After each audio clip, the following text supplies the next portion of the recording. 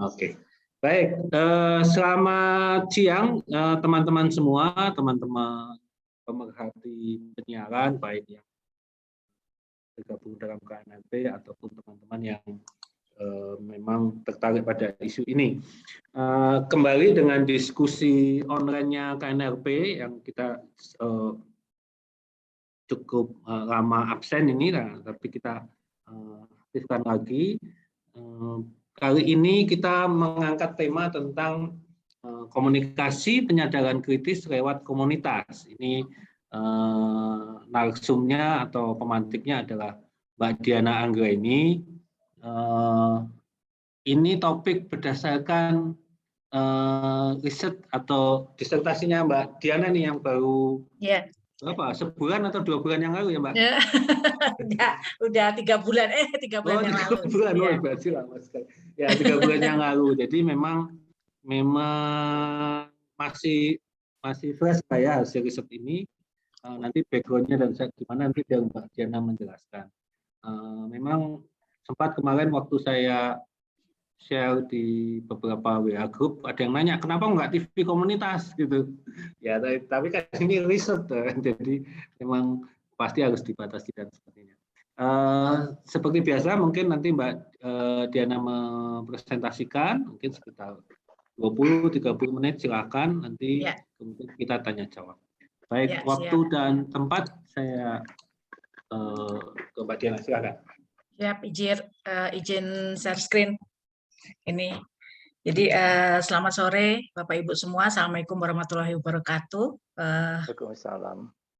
Selamat datang Pak Paulus. Ini udah lama banget gak ketemu, makanya baru ketemu. Nah, ini kayaknya ini ntar aku yang malah banyak belajar dari dari hasil disertasinya ini. Waduh ini. Karena semakin dibaca disertasi itu ternyata semakin aduh kok kurang ini, tapi ya nggak selesai gitu ya Pak Paulus. Jadi jadi sebenarnya disertasi ini sih saya sebenarnya merupakan yang saya presentasikan dari hari ini adalah bagian dari disertasi saya. Waktu itu disertasi saya memang radio komunitas sebagai agen pembangkit kesadaran kritis bagi masyarakat di Sawangan dan di Ujung Berung Bandung gitu ya. Tetapi saya karena di dalam disertasi saya itu ada empat peristiwa komunikasi, maka saya hanya mengambil satu sih sebenarnya. Saya hanya mengambil satu, tetapi tidak menutup kemungkinan bahwa nanti diskusinya akan tetap banyak gitu, karena antara satu dengan yang lainnya. Kemudian nanti kan saya juga membandingkan antara satu lokasi dengan 2 lokasi, apakah ada kesamaan. Nah, untuk informasi sebenarnya disertasi yang saya buat ini adalah kepada komunitas, radio komunitas yang ada di wilayah perkotaan. Jadi sudah sangat jelas gitu kalau misalnya kalau di perkotaan tuh bagaimana karakteristiknya sebenarnya. Tetapi memang saya melihat dari kedua radio komunitas ini dan terutama komunitasnya gitu kan ya, memang semuanya sangat menarik untuk dikulik gitu ya. Jadi sebenarnya saya mulai saja dari latar belakang adalah terkait dengan pembangunan gitu ya. Kalau kita bicara tentang masyarakat di perkotaan, berarti kan ini kan hubungannya dengan pembangunan gitu ya. Nah, kita bisa lihat sebenarnya pembangunan ini kan apa sih kalau dalam pemahaman saya itu pembangunan itu lebih kepada upaya kemajuan gitu ya, upaya kemajuan atau perbaikan masyarakat gitu yang dilakukan secara terus-menerus gitu, sehingga pembangunan itu adalah tidak statis tapi adalah sesuatu yang sangat dinamis. Nah, ketika pembangunan ini berjalan tentunya ada gesekan-gesekan. Nah, ini yang saya katakan juga di dalam disertasi saya, ini ada kaitannya dengan sistem dan struktur gitu. Nah, lantas saya melihat, terutama saya tetap masih mengacu kepada radio komunitas yang berada di wilayah Depok, Sawangan ya, Sawangan Depok gitu ya, di mana pembangunannya itu kan memang dia sebagai daerah penyangga ibu kota itu kan dia sangat dekat sekali dengan ibu kota, sehingga pembangunan itu juga sangat luar biasa. Nah, di sana itu ada satu komunitas gitu ya, ada satu komunitas namanya komunitas Green Camben. Komunitas Green Camben ini dia sebenarnya berada di bawah perkumpulan perkumpulan dapur remaja, di mana mereka juga mempunyai radio komunitas. Jadi memang kegiatannya di seputar itu. Nah, lokasinya sendiri ada berdekatan dengan Kali Pesanggerahan. Jadi batas wilayah mereka itu, kalau mereka bilang batas wilayah mereka itu ada sekitar 4-7 kilometer. Nah, di situ mereka semangat anak muda ini kemudian berkumpul gitu ya. Mereka berkumpul dengan semangatnya. Kalau anak muda kan memang kan isu-isu yang mereka sangat yang biasa mereka angkat ini kan terkait dengan olahraga ataupun dengan lingkungan. Nah, disinilah ya yang menurut saya bahwa komunitas Green Camper ini kemudian mereka memiliki concern untuk melakukan pelestarian di wilayah daerah aliran sungai.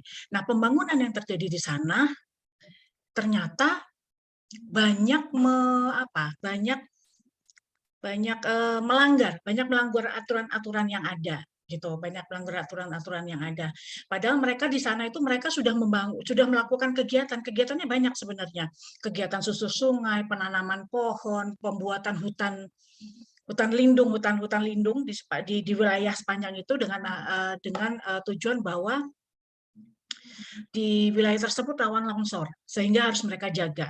Dan mereka sangat concern untuk menjaga itu karena ya, kalau nanti kita lihat dari komunikasi kesadaran yang dibangun di dalam komunitas itu adalah mereka merasa memiliki kewajiban untuk menjaga lingkungan tersebut.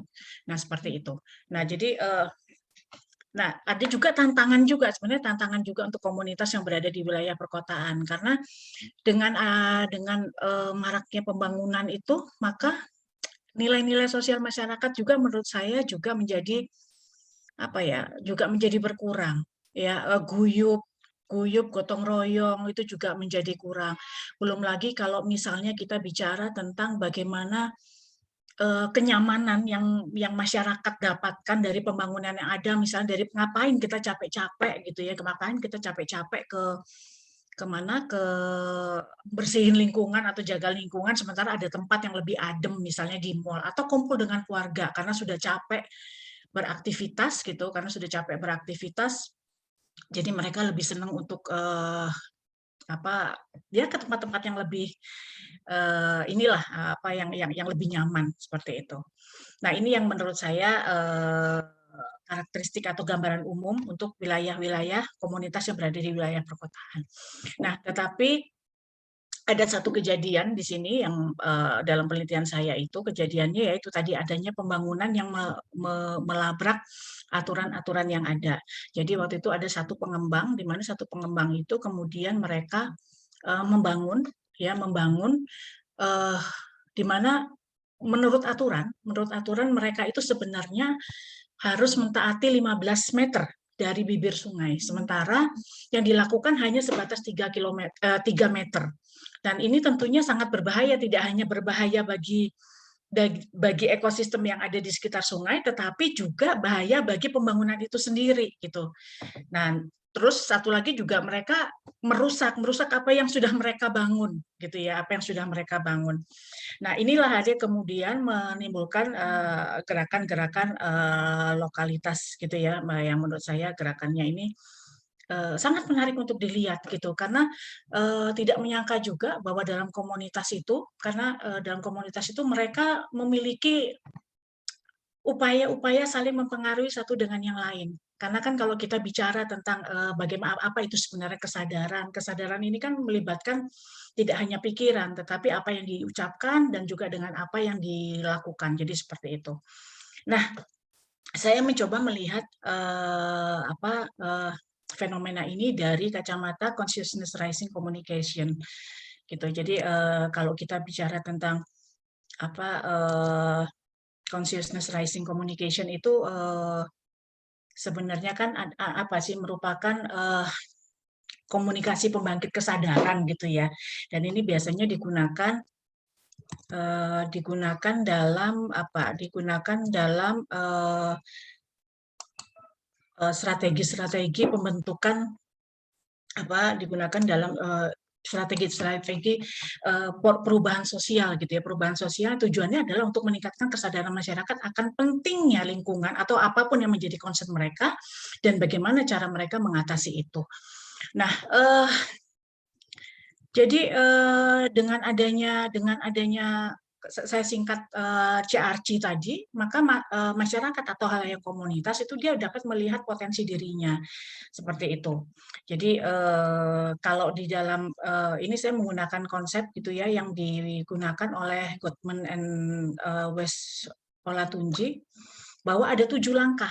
Ada 7 langkah dalam mengembangkan komunikasi kesadaran itu. Yang pertama adalah awareness gitu ya. Jadi yang pertama adalah awareness, kedua adalah respect, ketiga adalah konteks, keempat adalah integration, kelima adalah empowerment, kemudian keenam praksis, dan terakhir adalah transformasi. Nah, Mbak Diana, ya. Mbak Diana, maaf, ini slide-nya ya, masih belum. Belum. Oh, oke. Belum, ya. Nanti sebentar. Jadi baru mau masuk. Nah, ini sebenarnya dari hasil adalah hasil yang saya peroleh selama di lapangan. Jadi kalau kita lihat sebenarnya apa sih yang menjadi dasar? Apa yang menjadi dasar bahwa proses penyadaran kritis itu berlangsung? Yang pertama tadi adalah awareness. Ada apa? Jadi di sini adalah informan. Kemudian saya tanya satu persatu melalui wawancara. Kenapa mereka melakukan itu? Oh, ternyata mereka gitu ya. Kalau kita lihat sebenarnya awareness itu seperti apa, kan awareness ini kan adalah proses kesadaran awal individu gitu ya. Proses awal kesadaran individu untuk menentukan apa yang akan mereka lakukan. Nah, dari konteks pembangunan perumahan yang tidak mematuhi aturan yang mereka asumsikan bahwa lingkungan mereka akan tergerus oleh pembangunan, mereka mengatakan bahwa mereka tidak mereka nggak bisa menolak gitu, karena ini kan kaitannya dengan ya satu ya mungkin dari sisi keuangan gitu kan ya. Kalau developer kan berarti kan mereka mempunyai kapital yang sangat besar gitu ya. Mereka sangat sadar, tapi mereka bilang bahwa kami tidak bisa menolak pembangunan. Yang kami bisa lakukan adalah bagaimana kami harus setidaknya si pengembang pembangunan itu mentaati aturan yang ada. Jadi menolak pembangunan merupakan hal yang mustahil menurut mereka. Nah, jadi selain itu, ya kan kalau awareness tadi, mereka mengatakan bahwa mereka memiliki kewajiban. Ini masih individu. Ini kalau saya bilang ini masih individu. Jadi di levelnya, kalau secara lebih luas lagi, sebenarnya saya melihat ini adalah dari level individu, kemudian level interpersonal, kemudian nanti ada level organisasi, dan juga nanti ada level teknologi. Tadi kan juga Pak Paulus juga udah nyampein bahwa, radio komunitas sekarang sudah harus memanfaatkan teknologi, dan ini memang sudah terjadi. Mereka sudah tidak menggunakan alat-alat yang menurut saya yang lama, yang apa dan segala macam, mereka sudah memanfaatkan itu. Nah, tetapi yang pertama tadi yang saya ulang lagi bahwa pertama adalah yang awareness tadi. Nah, kemudian karena mereka merasa memiliki kewajiban ya, tanggung jawab terhadap generasi depan. Nah, kemudian proses selanjutnya adalah respect. Bagaimana khalayak-khalayak dalam komunitas ini kemudian mereka menghargai lingkungan mereka, karena jujur di wilayah perkotaan ya, di sepanjang di Depok ini sebenarnya kalau dalam konteks penelitian saya di Bandung juga sama gitu loh. Masyarakat secara umum gitu ya, mereka sudah menurut saya juga udah abai terhadap isu-isu itu, sudah abai gitu ya. Jadi mereka sudah nggak respect kalau menurut saya. Apa sih sebenarnya pelestarian lingkungan, buat apa sih, kan sudah ada bagiannya yang mengatur. Atau misalnya kalau dalam yang di Bandung gitu, di Bandung dia ngapain sih seni itu, seni itu tidak menjanjikan apa-apa kok buat kami, tidak menguntungkan secara ekonomi, malah pelaku-pelakunya juga pelaku-pelaku jalanan, seni jalanan. Nah, ini yang nilai-nilai ini yang kemudian menurut saya ada di dalam khalayak-khalayak yang tergabung dalam komunitas. Jadi sebenarnya kalau saya lihat potensi komunitas itu sangat besar, karena khalayaknya yang berkumpul itu pasti adalah orang-orang. Maaf, anak saya teriak-teriak lagi. adalah individu-individu yang sebenarnya mereka sudah mempunyai kesadaran yang cukup tinggi gitu, cukup tinggi. Hanya masalahnya kesadaran ini kan up and down gitu, up and down. Tergantung dari stimulan apa yang masuk ke mereka. Kadang-kadang kalau lagi benar ya tinggi, kalau lagi enggak ya turun gitu, seperti itu. Nah, kemudian elemen ketiga dalam consciousness rising communication ini adalah konteks, gitu. Ada konteks. Jadi mereka memahami tujuan apa yang ingin mereka capai melalui komunitas. Jadi mereka tidak hanya sekedar kumpul, tidak hanya berdiskusi, tetapi mereka juga merasa yakin bahwa ketika berkumpul dalam satu komunitas, apa yang mereka tuju itu dapat dilakukan secara bersama, gitu ya. Nah, di dalam komunitas ini tentunya gitu ya, kalau kita mengacu kepada kesadarannya Freire, maka kan akan ada keselarasan antara orang-orang yang terlibat, bahwa orang-orang itu merasa sederajat, bahwa orang-orang itu merasa setara, apapun latar belakang mereka. Mereka diberikan kesempatan untuk mengeluarkan apapun yang mereka mau gitu ya. Jadi ini yang saya pahami terkait dengan konteks. Kemudian dari konteks nanti akan masuk ke dalam integration gitu. Integration ini bagaimana menyatukan keinginan-keinginan dari masing-masing individu gitu. Karena walaupun mereka sudah berbicara atas nama komunitas, terkadang mereka juga tidak bisa berdiri sendiri. Dalam kasus yang di Depok ini, mereka juga bekerja sama kok dengan komunitas-komunitas lain yang sejenis. Karena di sepanjang Sungai Pesanggerahan ternyata ada beberapa komunitas. Jadi memang Sungai Pesanggerahan itu ternyata dibagi per wilayah gitu. Jadi berapa kilometer ini bagian ini berapa kilometer bagian ini. Dan itu seperti itu. Tapi paling enggak mereka melakukan diskusi, mereka saling memahami fungsi dan perannya. Ya, jadi ini. Kemudian ada empowerment. Ya, menurut saya dengan empowerment ini, dengan diskusi-diskusi dialogis yang terjadi, empowerment ini justru malah menjadikan orang jadi merasa berdaya gitu ya, orang merasa berdaya, merasa dimanusiakan karena apapun suara mereka didengar.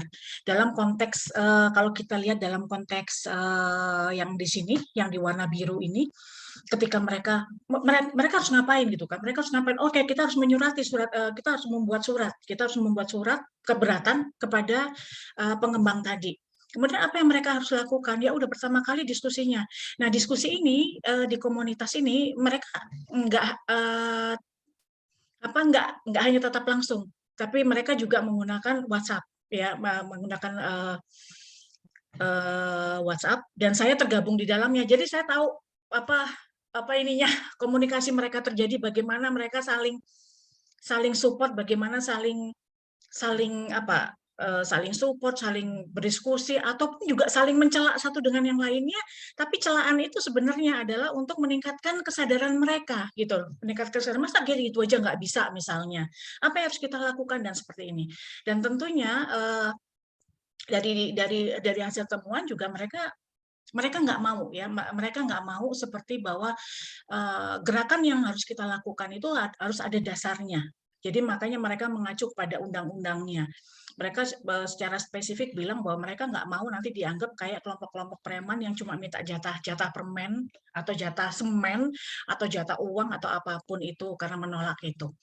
Dan kemudian mereka menyusun surat, dan surat ini secara organisasi mereka diskusikan dulu dengan lingkungannya, dari RT, RW, kelurahan, kemudian dengan komunitas-komunitas lainnya. Sayangnya tanggapannya ada yang diam saja, kemudian ada yang mendukung tapi tidak ikut terlibat gitu, mendukung tidak ikut bergerak pada saat dieksekusi gitu, karena tetap mereka memiliki ketakutan. Ya, ada hal-hal ketakutan seperti itu. Dan ini yang saya katakan, mereka melakukan jejaring dengan komunitasnya. Tapi setidaknya menurut saya ini adalah bagian dari empowerment gitu. Mereka merasa berdaya karena mereka berani menyuarakan aspirasinya gitu. Paling enggak setidaknya ada yang berbicara. Nah, pada kasus yang tahun 2019-2020 gitu ya, tidak ada tanggapan dari surat itu. Dari surat itu tidak ada tanggapan, setelah ada gerakan, tapi tidak ada tanggapan. Tapi menurut saya sebenarnya, tapi hasilnya tidak ada pembangunan. gitu. Jadi walaupun tidak ada tanggapan, tetapi pembangunannya dihentikan. Jadi menurut saya sebenarnya si pengembang ini dia sudah dia sudah mengetahui ada keberatan dari masyarakat. Nah, itulah yang sebetulnya menurut saya sebuah gerakan-gerakan kolektif yang walaupun dilakukan secara kecil, tetapi memiliki power gitu ya, memiliki power. Kalau saya lihat sih benernya wah ini hebat banget gitu ya, walaupun hasilnya juga ya mungkin hanya seperti itu. Nah, kemudian habis empowerment di sini kalau menurut Gottman dan Olatunji adalah terkait dengan apa tadi praksis gitu ya, dari praksis. Dan ini sebenarnya dalam kasus yang keberatan ketika mereka menyurati ini, anggota komunitasnya banyak, 50 orang, kurang lebih 50 orang. Tetapi yang berani bertanda tangan di dalam surat itu hanya orang-orang ini aja nih. Hanya 6 orang ini. Jadi kalau kita mengacu kepada kesadaran, saya coba menghubungkan dengan teori yang lain yang saya pakai, teori kesadaran, mereka sebenarnya apa kalau menurut Freire kan ada 3 ya, naif, magic sama sama kritis gitu ya. Menurut saya tatarannya sebenarnya yang 6 orang ini di tataran kritis gitu sebenarnya. Tetapi yang lain gitu, yang lain kadang-kadang nggak berani dan segala macam itu menurut saya ya masih berpindah-pindah, transisi, masih ada transisinya. Kemudian, nah ini yang menurut saya kaitannya dengan radio komunitasnya sendiri adalah proses transformasi karena ini adalah proses penyampaian apa yang mereka lakukan, mereka sampaikan, mereka siarkan. Nah, menurut saya sebenarnya kalau untuk di radio di Depok sayangnya menurut saya hal ini belum atau tidak disiarkan melalui radio gitu. Jadi yang disiarkan hanya yang bukan gerakan-gerakan seperti ini, yang disiarkan hanya gerakan bahwa kami melakukan susur sungai, kami melakukan penanaman, jadi lebih netral. Tetapi bagaimana gerakan-gerakan ini terjadi, mereka nggak sampaikan, gitu ya. Dengan alasan ya kalau nanti ini tersebar dengan luas, maka keberadaan mereka ataupun nanti secara individu mereka bisa terancam. Nah ini yang menurut saya tekanan-tekanan ini yang agak memprihatinkan gitu ya. Nah, sebenarnya sekarang ini sudah terjadi lagi ada pembangunan dan mereka kalah. Mereka di WA itu saya agak sedih juga ketika mereka ya kita kali ini kita kalah, dia bilang gitu. Padahal menurut saya bukan masalah kalahnya. Ketika mereka berani mengambil tindakan, ketika mereka berani menyurati sampai ke tingkat kementerian, itu menurut saya adalah satu bentuk kesadaran yang kritis. Hanya masalahnya mereka hanya melakukan secara individu, bukan individual. Secara komunitas itu saja, tidak ada dukungan dari yang lain-lain. Nah, ini yang tentunya tentu akan menyulitkan gerakan-gerakan ya. Tapi mudah-mudahan saya berharapnya dengan adanya kejadian ini mereka nggak patah semangat gitu ya. Nah, ini yang terkait dengan ini. Nah, proses transformasi tadi saya katakan memang tidak banyak dilakukan, tapi mungkin tadi seperti yang Pak Paulus juga sampaikan gitu kan ya. Radio komunitasnya ini agak kalau di sini mungkin saya lebih berani ngomong kali daripada waktu disertasi gitu. Karena saya melihatnya bahwa kalau mereka menyampaikan berita penolakan ini, saya yakin itu bukan tantangan ya saya yakin mereka tekanan terhadap mereka menjadi lebih keras gitu. Sementara mereka dihadapkan jujur saja tadi merespon dari Pak Paulus gitu. Masalahnya masih tetap sama saja Pak Paulus, masalah keuangan gitu, masalah keuangan. Sekarang sudah nggak ada namanya sumbangan-sumbangan dari komunitas, nggak ada karena juga nggak ada gunanya karena banyak negatifnya. Tapi yang mereka lakukan sekarang adalah mereka mencari dana di luar, misalnya dengan bekerja sama dengan pemerintahan, bekerja sama dengan kalau iklan pun juga menurut saya tidak efektif di dalam komunitas itu. Karena dengan jarak sedemikian rupa, terus biayanya cukup besar, tentunya kalau seorang pengusaha pasti dia akan menghitung seberapa banyak orang yang akan melihat itu. Belum lagi di perkotaan, namanya radio, paling kita menggunakan HP. Menggunakan HP juga tidak semua orang mau menggunakan HP untuk mendengar radio komunitas. Walaupun sebenarnya radio komunitas yang di Depok ini dia sudah menggunakan platform digital gitu. Jadi mereka sudah punya streaming, sudah punya gitu. Malah sekarang ini lebih banyak dia pakai streaming. Tapi begitu dia pakai streaming, ada teguran dari KPID. Ya, ada teguran dari Balmon. Katanya mana siaran analognya? Nggak ada siaran analognya. Nah, ini kan jadi dilema gitu buat pengelola. Di satu sisi mereka, saya yakin mereka sangat dihadapkan pada kebutuhan-kebutuhan untuk biaya operasional. Kita tahu di radio komunitas tidak ada penyiar yang dibayar. Kalaupun ada yang dibayar, jumlahnya menurut saya sangat tidak signifikan gitu. Jadi benar-benar kalau nggak karena hobi, mereka nggak akan di sana.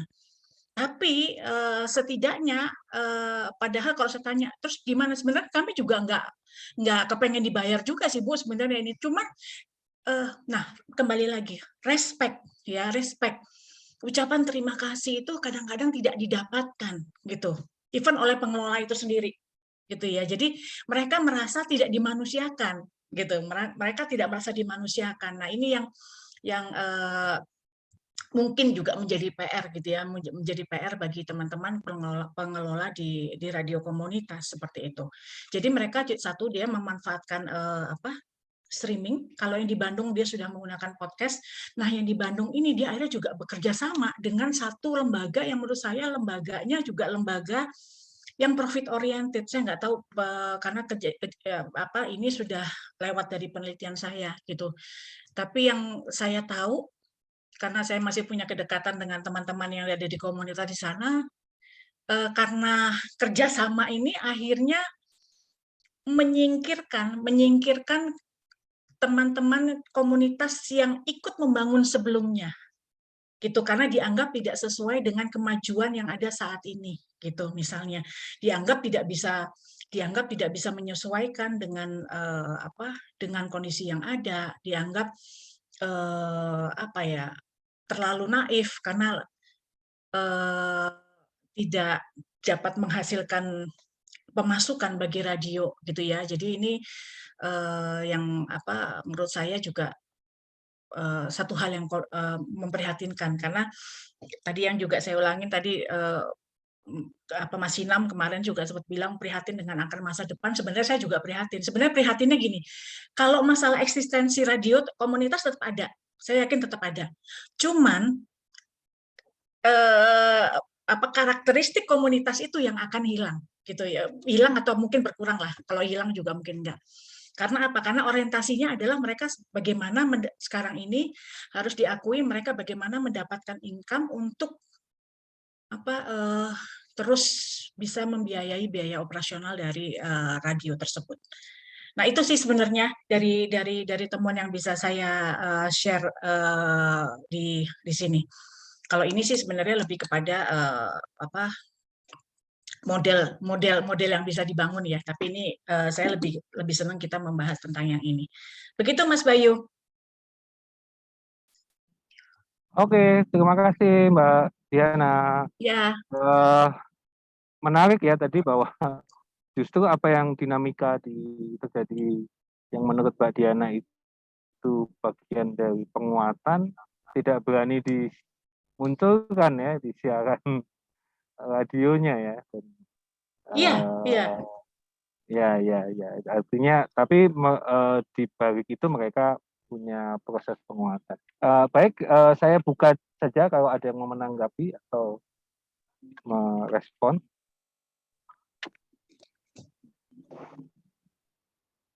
Ada? Ini Bayu naik mobil atau di mana nih? Ini apa nih? Siapa yang naik mobil? Pak. Backgroundnya Pak. Oh gitu, kayak naik mobil padahal. tak pikir nanti dulu. Kan kita udah metaverse jadi semuanya ilusi. Oh iya. Enggak, soalnya ini ada Mas Sinam juga nih, ada Mas Sinam nih. Iya. Metaverse saya Fata Morgana nih sekarang. Baik, silakan Pak Paulus atau Mas Sinam nih yang mau nanggepin. Saya silakan Bapak. Melanjutkan aja dari pra diskusi tadi, pra paparan. Tapi saya ingin menceritakan hari kemarin. Jadi penting hari kemarin dan hari ini. Ya. Suara saya bisa didengar nggak ya? Bisa Pak. Oke, makasih. kemarin saya berkomunikasi dengan sahabat kita namanya Mas Puji. Ya kemarin Mas Puji Jogja, Puji Rahayu. Puji Rianto ya, kok Puji Rahayu tuh saya kok tadi antara Mas Puji sama Mbak Yayu tadi ini. Intinya karena beliau membuat disertasi dan mungkin beberapa bulan sebelumnya dia sudah telepon saya dan kemarin dulu dia ngirim proposal disertasi dan kemudian saya diminta memberi masukan dan kemudian kami masukan langsung telepon selama 1,5 jam. Mas Puji itu membicarakan soal TV lokal ya. Nah saya akan strik kepada 2 terminologi. Yang pertama tadi Mbak Diana itu soal komunitas. Yang berikutnya saya tadi kemarin dan tadi hari ini saya akan ulangi lokal. Nah 2 kata komunitas dan lokal itu ada di dalam regulasi penyiaran kita. Nah, apabila kita ingin mempunyai fondasi berpikir dan melangkah, maka konsep definisi dari komunitas dan lokalitas itu menjadi penting, menjadi penting. Karena dengan demikian disitulah kita bisa mencakup atau di luar ketercakupan itu. Nah, banyak orang para ahli teoretisi yang mencoba memberikan perspektif cara berpikir macam-macam, tapi saya ingin menggunakan terminologi 3 terminologi yang saling berdekatan gitu. Yang terminologi pertama adalah space. Yang kedua sphere, ya. Yang ketiga itu location. 3 kata itu. Nah ini menjadi penting karena ini adalah sebuah konsep bahasanya the surrounding, kesekitaran yang mempunyai konsep-konsep penting yang membungkus masyarakat kita atau individu, personal atau beberapa orang. Jadi konsep ini membungkus, membingkai dari kumpulan orang-orang itu. Yang tadi Mbak Diana ngomong soal ada yang ada orang yang aktif, kemudian macam-macam lah. Nah, salah satu hal ini yang selalu penting harus kita pikirkan fondasi filosofinya. Kalau semua yang disebutkan Mbak Diana dan kemarin juga Mas Puji, namanya being, sesuatu yang ada, being yang ada, sign gitu ya. Nah, maka muncul perkembangan pemikiran namanya all being is being with. Jadi segala yang ada itu ada yang dengan. Jadi all being is being with dengan. Nah, with-nya itu macam-macam gitu loh. With-nya macam-macam. There are no I with us. Jadi saya ada karena dengan kita. Saya ada karena dengan kita. Saya ada itu dengan orang-orang lain. Nah, konsep being inilah yang kemudian membangun dunia yang sphere atau space atau kemudian lokalitas kalau bicaranya itu. Apakah Jogja itu lokal? Saya katakan lokal karena di situ banyak elemen-elemen kelokalan. Nah, apakah komunitas itu elemen-elemennya gitu loh. Apa elemen komunitas yang penting itu kata gitu.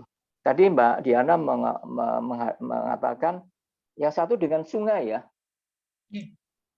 Enggak, yang di Bandung atau yang di Pesanggerahan? Yang di Bandung seni budaya. Oh, yang di sini sungai. Yang di sini lingkungan, ya lingkungan lebih. Ada sungai tadi yang apa yang ya. Jadi sungai itu menjadi penting untuk kita bicarakan karena itulah the nature.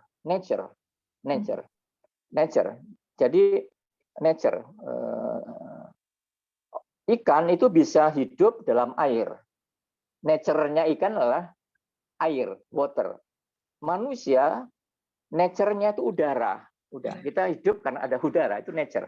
Nah, karena itu masyarakat yang tadi disebutkan itu width-nya itu dengan lingkungan yang sungai tadi. Ya kan?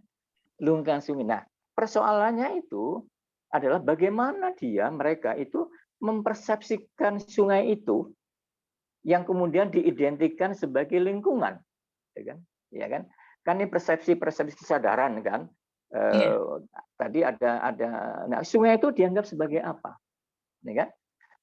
Kalau sungai itu adalah tempat air mengalir, ya kan? Air mengalir, oke. Artinya itu sebuah kehidupan. Tapi kan tidak mungkin digunakan sebagai tempat membuang sampah, ya kan? Nggak boleh kan? Jadi sungai itu mempunyai nature, nah, dia mengalir. Jadi alamiahnya sungai harus mengalir. Alamiahnya sungai harus ada mengalir. Jadi normal. Jadi air mengalir normal. Tapi tatkala kemudian tadi disebutkan ada pohon-pohon, ya kan? Pohon di tempat. Itu kan berarti ada sungai dan width itu being and width-nya itu tampak. Pohon itu bisa hidup karena ada air gitu loh. Ya kan, hubungan. Nah, kesadaran alamiah semacam itu harus menjadi fondasi berpikir kebersamaan komunitas itu. Ini harus kita jaga loh ya. Karena ada pohon yang kita butuhkan. Masyarakat di Pesanggerahan namanya ya, apa namanya? Ya, Pesanggerahan. Itu akan merasa pohon itu menjadi sangat-sangat penting apabila dia bisa membandingkan kalau tidak ada pohon itu panas sekali. Iya. Orang bisa menghayati, memiliki kesadaran apabila dia pernah hidup tanpa pohon. Dia tahu pohon itu penting. Ya, nah pohon itu tempat. Nah itu hubungan-hubungan itu harus menjadi bagian penyadaran. Kita harus mempertahankan sungai ini untuk lingkungan kita dan untuk kenyamanan hidup kita sebagai komunitas berhadapan kemudian dengan ada power yang lain. Power itu adalah kapital yang namanya perusahaan pengembang. Ya, dia punya logika lain. Komunitas punya logika lain. Nah, benturan antara logika bisnis, ya kan? Bisnis, pengembang kan logikanya bisnis. Tapi logikanya masyarakat adalah kenyamanan dan iyup itu apa ya? Keteduhan. Itu kan menjadi benturan logika yang tadi disebutkan aturannya 15 meter, cuma 3 meter. Itu kan masalah. Nah, karena itu saya ingin mengatakan sebetulnya radio komunitas harus mempunyai peran untuk mengajar reschooling, namanya reschooling, mengajar kembali reschooling masyarakat kolektif tadi tentang pentingnya air, pentingnya sungai, pentingnya pohon, pentingnya ini, dan kemudian sampai kepada berhadapan dengan orang yang akan mengganggu, yaitu pengembang. Wah, itu tingkatnya sudah sangat kritis. Nah, karena itu ini adalah sebuah konsep cara berpikir being yang penting. Nah, sungai itu bukan sekedar sungai yang mengalir, ya kan? Tapi juga sumber kehidupan pada pohon, ya kan? Sumber kehidupan pohon. Pohon itu kemudian menciptakan keteduhan, bla bla bla bla.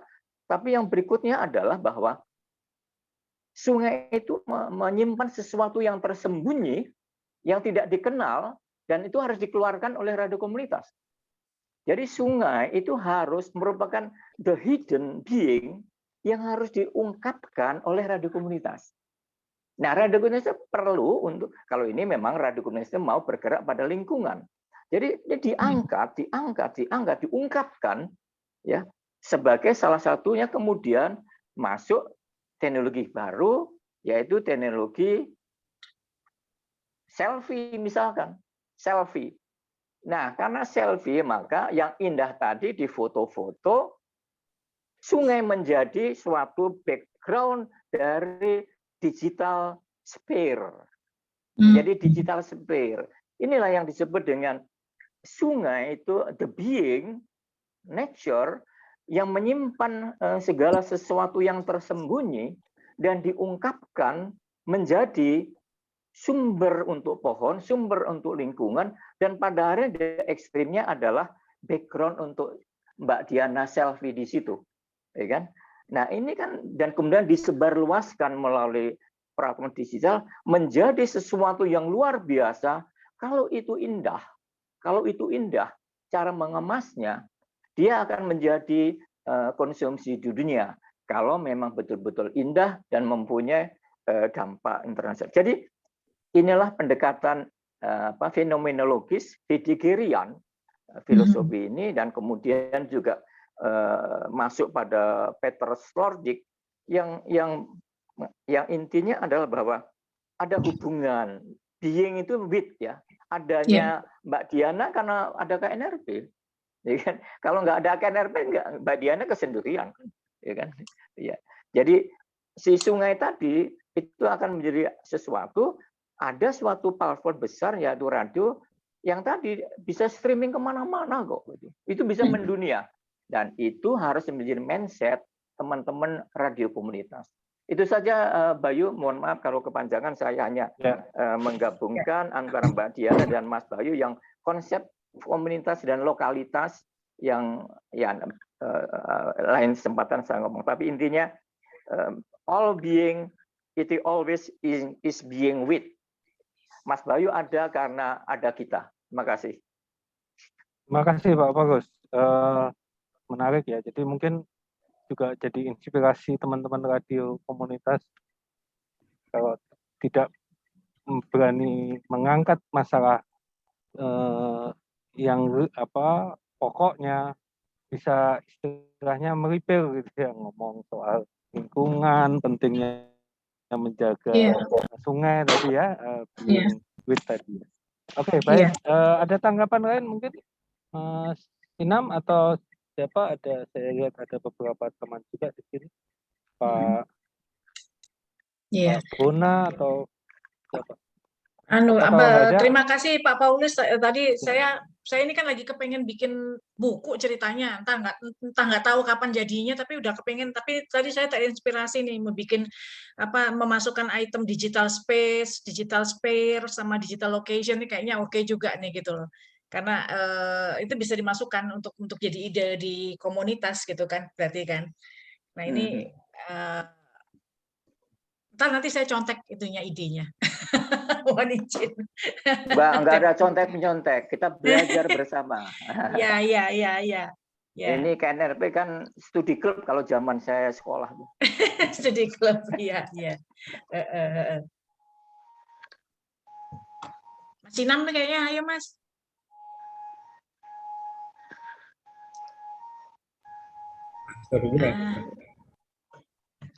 Malah mati suaranya. Pak Asto, Pak Asto. Oh, ada Pak Asto. Monggo Pak Asto. Unmute dulu, Pak. Oke.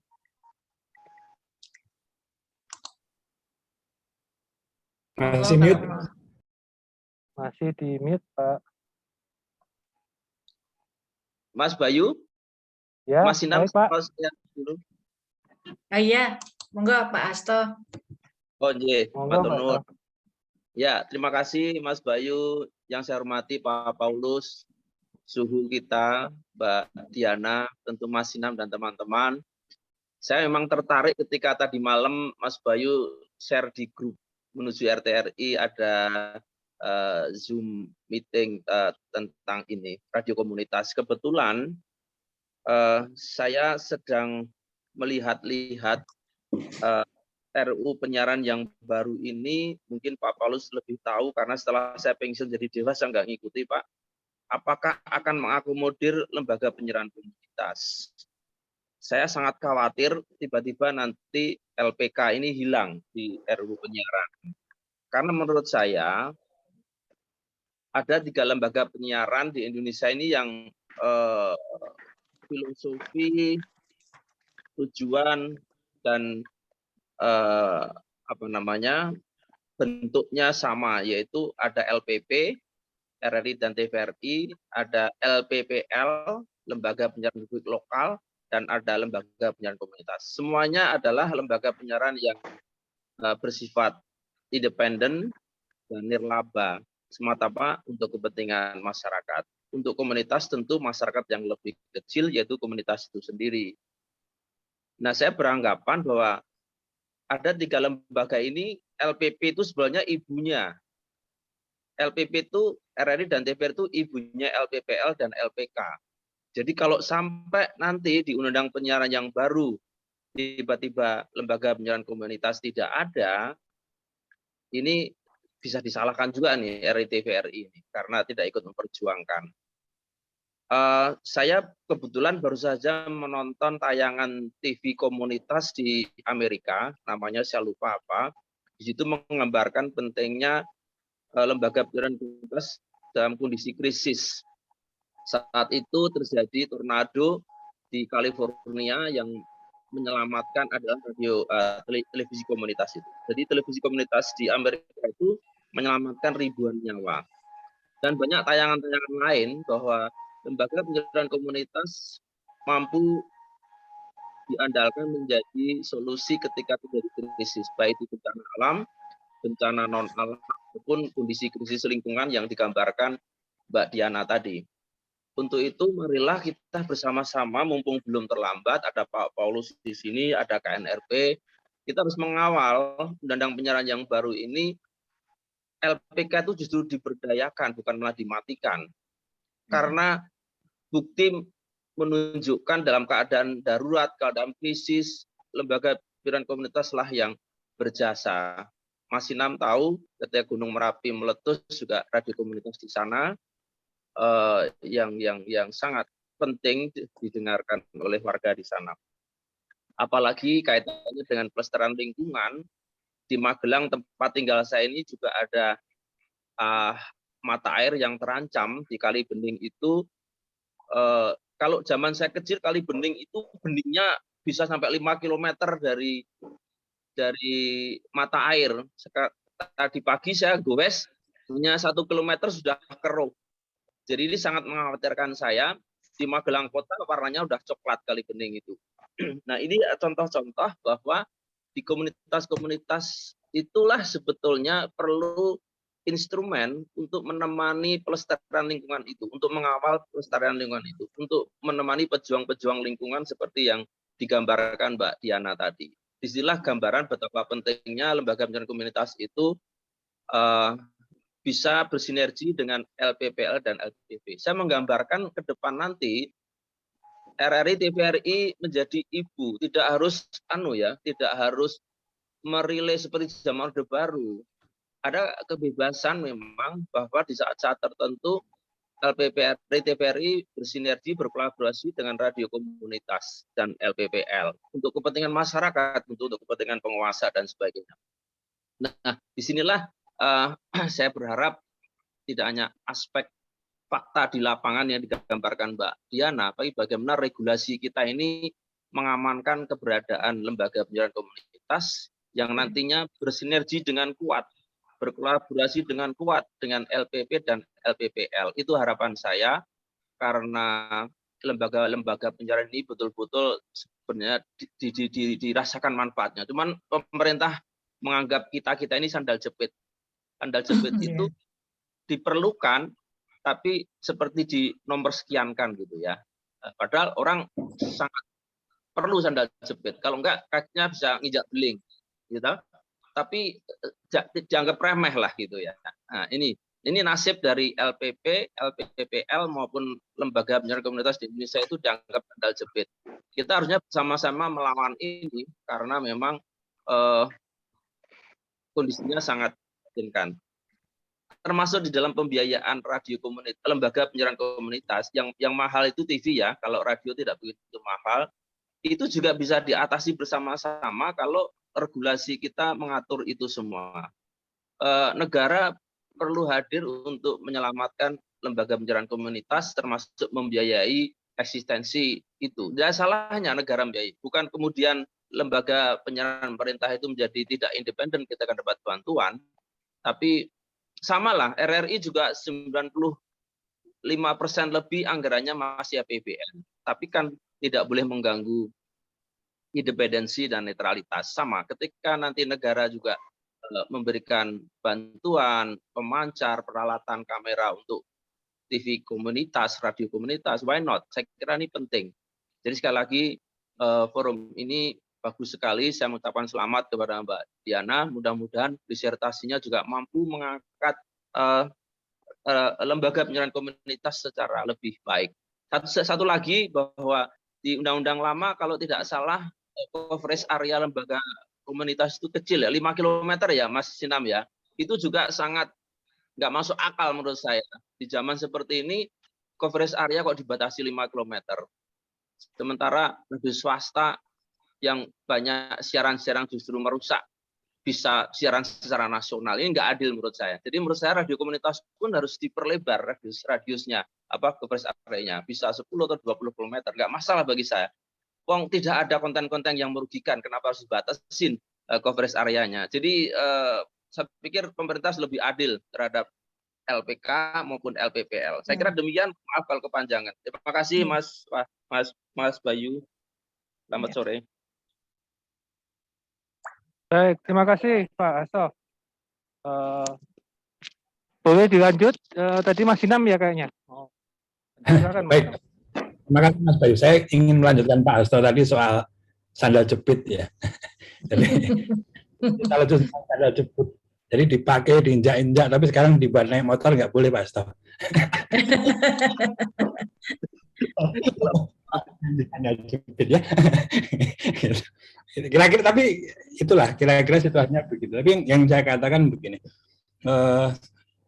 setengah bulan lalu Mas Ading itu datang ke kantor, terus kemudian ngobrol di JRKI gitu, dan ada yang disampaikan Mas Ading yang saya pegang sampai saat ini, gitu. Ada siapa gitu, tapi saya lupa yang menyampaikan, tapi kemudian di perkataan itu diambil sama Mas Ading bahwa jadi kalau negara masih ada radio komunitas itu berarti masih waras, walaupun kadar kewarasan. Kalau sampai di negara itu sudah tidak boleh ada radio komunitas, itu berarti sudah tidak waras. Gitu. Artinya menunjukkan bahwa ya di Republik ini masih waras lah. Tapi ya tingkat kewarasannya kita bisa diskusikan. Gitu. Tapi bahwa itu adalah menjadi satu indikator kewarasan sebuah negara atau bangsa. Gitu. Itu kata Mas Ading, dan saya sih senang banget dengan apa yang disampaikan Mas Ading waktu itu. Nah, mungkin tadi beberapa Mbak Diana menarik, saya terima kasih sudah memotret beberapa radio komunitas gitu. Tapi mungkin akan saya kira yang disampaikan Mbak Diana ini bisa dikomparasi, bisa di-compare dengan temuan Mbak Resi misalnya. Iya, iya. Jadi ini saya kira sangat menarik bagaimana satu melihat komunitasnya, satu melihat regulasinya. Karena kalau menurut Mbak Resi gitu, bahwa radio komunitas mati dihambat oleh regulasi, kira-kira begitu. Jadi kalau di simulasi ada satu situasi, dan itu terkonfirmasi dari yang disampaikan Pak tadi.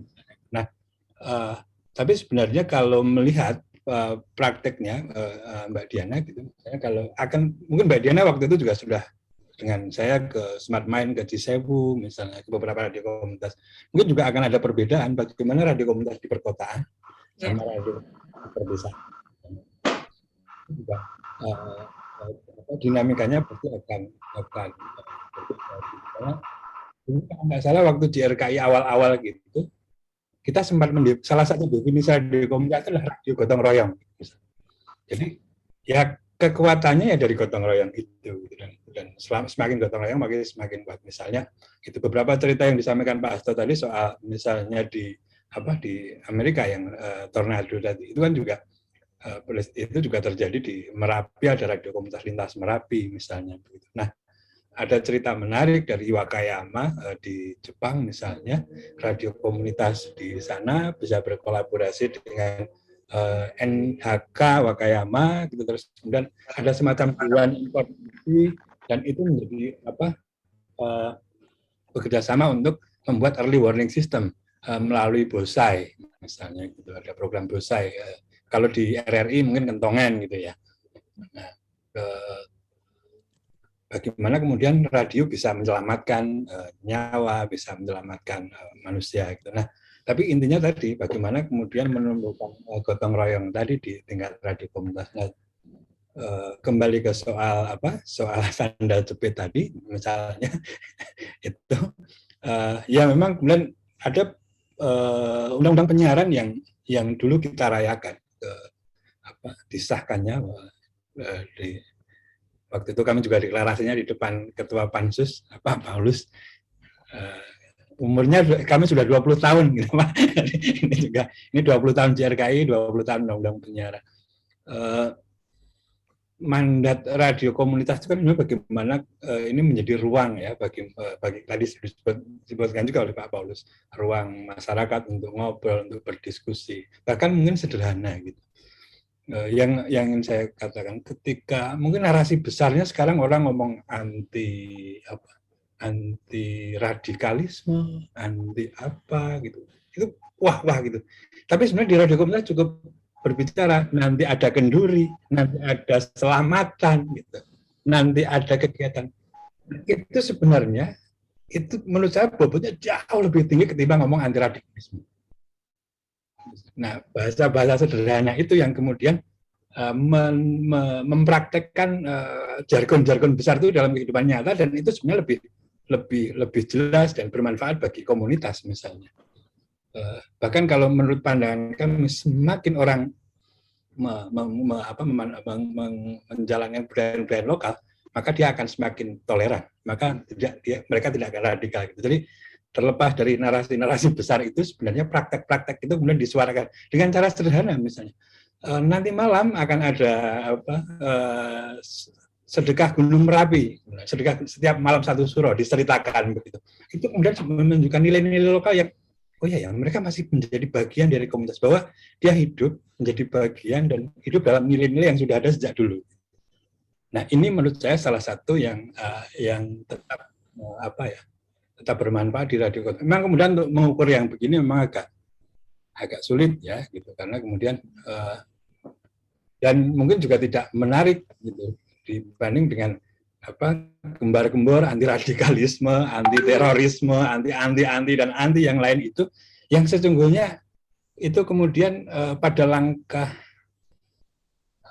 pada prakteknya justru malah semakin menarik garis tebal apalagi menjelang Pilpres misalnya, itu akan semakin batasan itu semakin nyata gitu, dan justru malah semakin renggang di komunitas. Tapi kemudian dengan bahasa, ada kenduri, ada acara selamatan, nah itu yang saya kira mungkin tidak akan muncul dalam satu program talkshow tentang kebudayaan, enggak gitu. Tapi kemudian hanya ngobrol, oh ya besok ada acara bersih dusun di sana, bersih dusun ini, besok ada sadranan di mana, besok ada kerja kampung ya, kalau di Karo itu namanya kerja tahun gitu.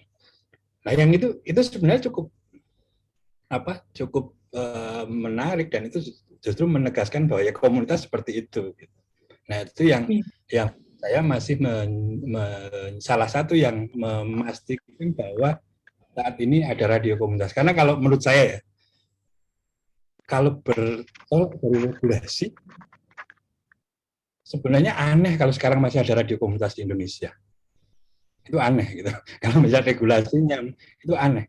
Nah, tapi kalau kemudian lihat praktek-praktek di lapangan, nyatanya masih ada gitu. Jadi ya kemudian ya Balmon pada akhirnya tidak berani untuk asal sweeping ya, kemudian nggak ya gitulah gitu misalnya. Tapi kemudian ini bahwa ya keengganan nggak melakukan sweeping itu menurut saya juga bagian dari oh iya ya gitu.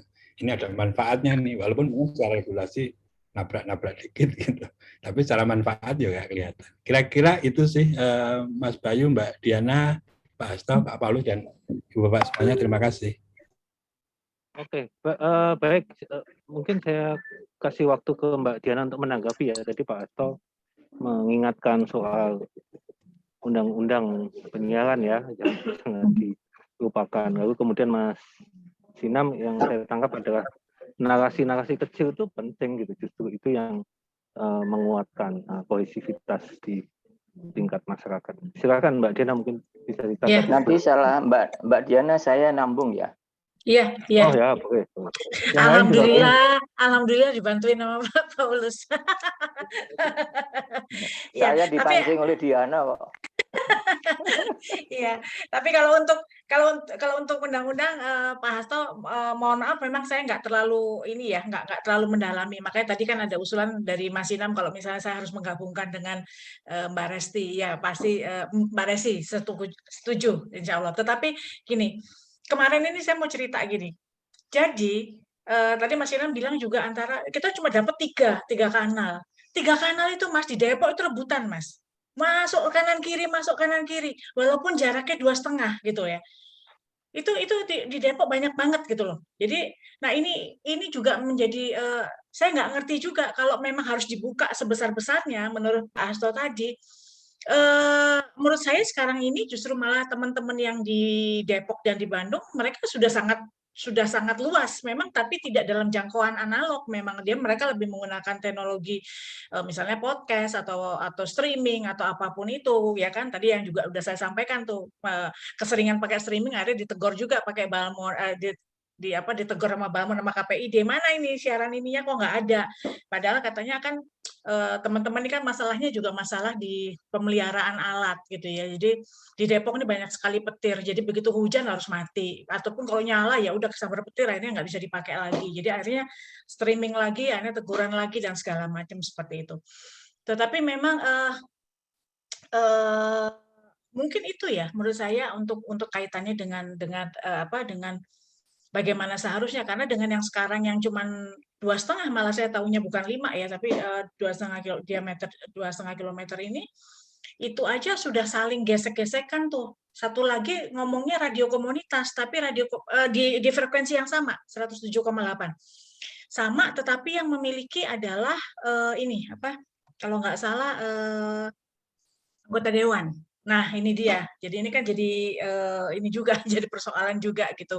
Udah sementara kalau yang di Depok ini Radio Dapur Remaja mereka sudah komplain, tapi nggak ada tanggapan juga gitu, nggak ada tanggapan. Jadi ya ini nggak tahu deh bagaimana macetnya di mana, saya juga nggak tahu gitu ya. Dan tentunya juga balik lagi kalau tadi dengan narasi-narasi kecil memang kadang-kadang itu ya Mas Ina mungkin nggak menjual ya Mas ya. Saya nggak tahu apakah memang pengemasannya yang nggak bagaimana gitu ya, tetapi akhirnya memang yang pernah ada statementnya, apaan siaran cuman ngobrol-ngobrol aja, halo apa kabar, maksudnya nggak, seolah-olah jadi kayak nggak ada pendidikannya gitu, jadi cuma sekedar kayak orang titip salam aja seperti itu. Nah ini kan dilema juga menurut saya, walaupun narasinya kecil itu juga sangat bagus. Nah tapi untuk radio yang di Bandung ya, radio Maja itu saya seneng gitu, walaupun sekarang memang orientasinya lebih orientasi menurut saya lebih bagaimana mencari biaya, tapi mereka mulai hidup lagi nih kegiatan offline-nya dalam artian mereka mengadakan kegiatan seni di pelatanannya sudah mulai digiatkan lagi sebulan sekali minimal dan segala macam. Nah terus kayak masalah gotong royong ini juga menurut saya kendala juga Mas, bukannya apa-apa dan segala macam, kita harus lihat realitas lapangannya. Rata-rata radio komunitas itu kan dimiliki oleh perorangan. Jadi kalau gotong royong tetap bebannya adalah kepada yang punya tanah, yang punya bangunan. Nah ini akhirnya tidak sesuai. Sementara yang satu ada anggapan satu kok ini kita punya pendapat nggak didengerin, tapi yang satu lo nggak mikir, misalnya lo nggak mikir kita susahnya gimana, biaya operasionalnya dan segala macam. Jadi menurut saya sih lebih ke sana. Itu aja Mas. Lanjut Pak Paulus ya, berarti langsung ya. Pak Paulus monggo Ya, langsung. Iya. Sebentar. Iya, oke. Dari Mas Hasto di Magelang, Sinam tadi di Boyolali Mas ya? Di mana sih Mas sekarang? Di Solo atau di Boyolali? Magelang. Oh enggak, Mas Boyolali. di Boyolali. Mangkunegaran. Oh, Mangkunegaran. Saya melanjutkan apa yang saya katakan tadi, sebetulnya lokal atau komunitas itu harus dianggap sebagai panggung, just stage, panggung. Tapi dia juga aktor ya, aktor yang katakanlah bersuara dan berekspresi, ya kan? Dia menjadi voice and expression itu. Dan yang berikutnya dia menjadi representasi.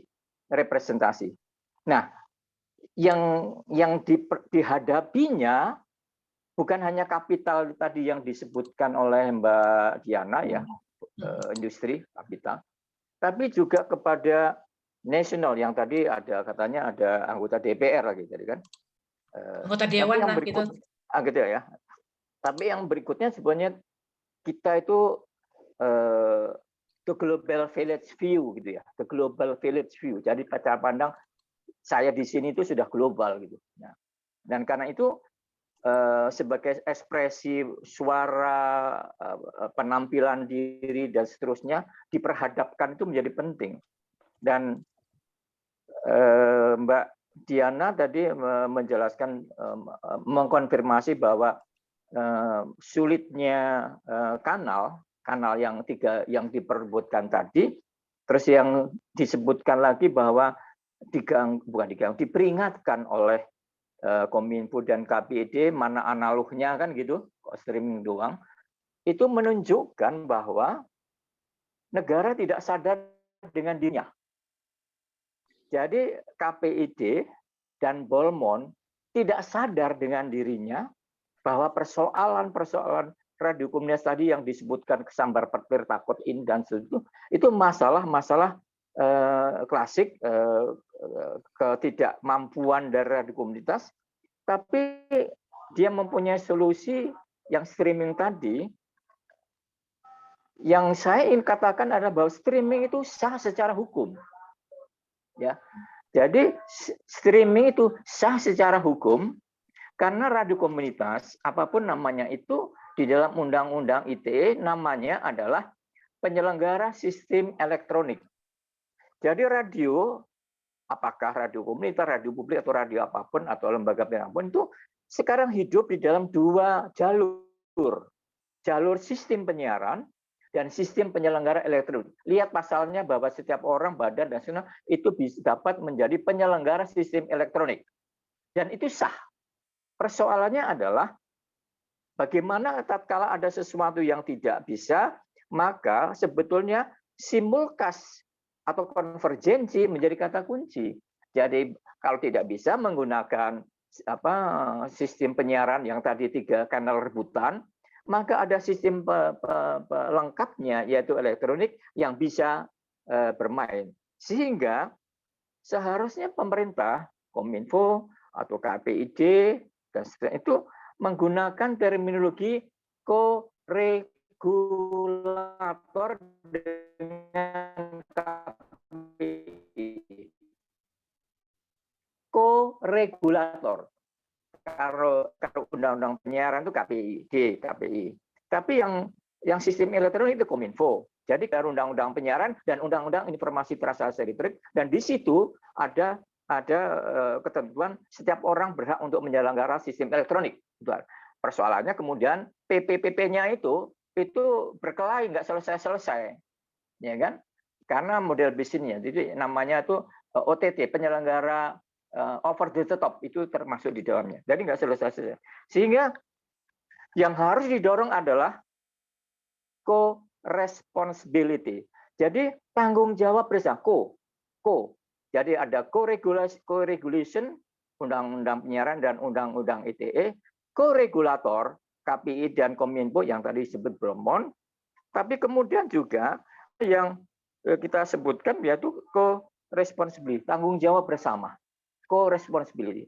Dan ini akan menjadi narasi yang harus disampaikan negara, dan kalau nanti sampai kepada undang-undang yang tadi disebutkan, Saya akan menjawab bahwa saya tidak mengikuti undang-undang penyiaran karena saya tidak tahu sampai di mana, ya kan? Saya ngurusin yang lain. Tapi dari kasus yang disampaikan lapangan tadi, kata kunci berikutnya adalah bahwa surrounding komunitas atau lokalitas itu punya resources. Resources. Yang tadi disebutkan oleh Mas Sinam itu sebetulnya pengolahan resources tadi. Resourcesnya Gunung Merapi, sungai, dan seterusnya. Hanya persoalannya itu, resources itu berbeda-beda. Saya kurang mendapatkan informasi bagaimana radio hutan misalnya, radio hutan. Ya, ada radio forest radio yang saya ikuti di dunia, radio hutan, forest. Dia menjaga hutan. Di mana di Indonesia? Saya nggak tahu. Radio laut, the ocean radio yang menjaga soal laut. Di mana radio komunis tentang kelautan? Saya tidak tahu. Jadi jangan hanya berhenti pada cerita Gunung Merapi yang sering meletus. Jangan itu. Bencana itu bukan sesuatu yang kita harapkan, tapi pasti terjadi. Persoalannya bukan bencana alam. Saya waktu di Komisi 1 itu ngomong bencana itu bukan terjadi alam. Bencana yang saya usahakan adalah bencana informasi, ketidaktersediaan informasi. Ketidaktersediaan informasi yang benar. Itu bencana gitu loh. Jadi ketidaktersediaan ini bukan bencana itu karena Merapi jeblok atau banjir, itu alam. Tadi bencana tidak ada informasi. Nah, itu menjadi hal-hal jangan selalu melihat bencana ini konteksnya itu oh kita masuk dalam jalur rain gitu. Enggak, kita tuh bencana kita banyak jenisnya. Ya, bencana kita banyak jenisnya, yaitu bencana ketidaktersediaan informasi misalkan gitu. Nah, ini juga menjadi penting. Bencana tidak seimbangnya pengajaran di desa. Itu bencana. Di mana radio komunitas menjadi guru sekolah. Itu juga solusi. Jadi radio komunitas itu menjadi tempat belajar sekolah tadi reschooling masyarakat pedesaan. Reschooling konsepnya, bukan menghadapi bencana. Nah, ini filsafatnya pendidikan tadi gitu. Jadi filosofi radio ini juga mendidik. Nah, jadi panggung sekolah, stage of education. Bukan hanya ceritanya kentongan, itu. Tapi untuk tadi yang saya reschooling stage atau pembelajaran ulang masyarakat yang tidak terima, bahkan yang tidak berpengetahuan. Dan ini sebetulnya peluang yang harus dimasuki lembaga penyiaran komunitas ini, yang kecil-kecil itu. Yang ini yang radio komunitas harus dekat dengan resources-nya. Ya, harus dekat dengan resources-nya. Ya kan? Nah, ini resources tadi penting. Radio peternakan ada nggak? Saya nggak ngerti radio komunitas peternakan. Sekarang ada PMK, penyakit mulut kaki ya. Radio komunitas peternakan. Dulu saya usulkan radio komunitas peternakan. Bagaimana susu perah di sana, di Boyolali ada sapi perah di sana. Jadi semua radio peternakan di mana resource-nya ada sapi-sapi perah misalkan. Atau di Bandung, ada di Malang, itu kan ada daerah-daerah sapi perah. Radio peternakan misalkan. Nah, spesialisasi semacam itu menjadi penting. Supaya apa? Based on resources. Based on resources. Itu kata kunci. Terima kasih. Baik Pak Bagus. Mungkin saya menanyakan ke Mbak Diana ya, merespon, merangkum dari Mas Sinam dan Pak Paulus. Kata Mas Sinam kan, kalau lihat regulasinya aneh nih ada radio komunitas. Dan Pak Paulus mengatakan tidak mendengar, atau radio hutan atau lokalitas. Nah, belajar dari yang Mbak Diana riset, Mbak Diana teliti, sebenarnya kalau pertanyaannya begini, kalau saya atau teman-teman di sini mau bikin radio komunitas, kunci-kunciannya apa aja nih Mbak? Gitu, dari success story-nya itu apa yang kita kan nggak hanya mengandalkan radio Merapi, tapi berharap muncul banyak radio yang lain. Mungkin itu Mbak supaya kita bisa belajar.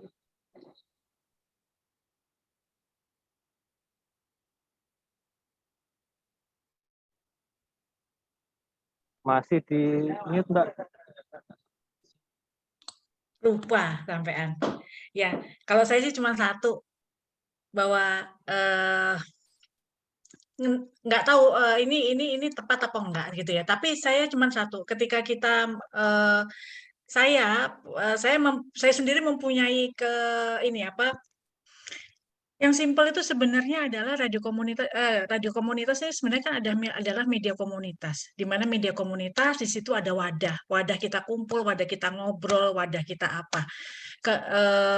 Intinya cuman bahwa orang-orang yang terlibat di dalam komunitas ini cuma pengen merasa dimanusiakan saja kok, gitu loh. Ya, mereka itu sebenarnya memiliki memiliki apa ya?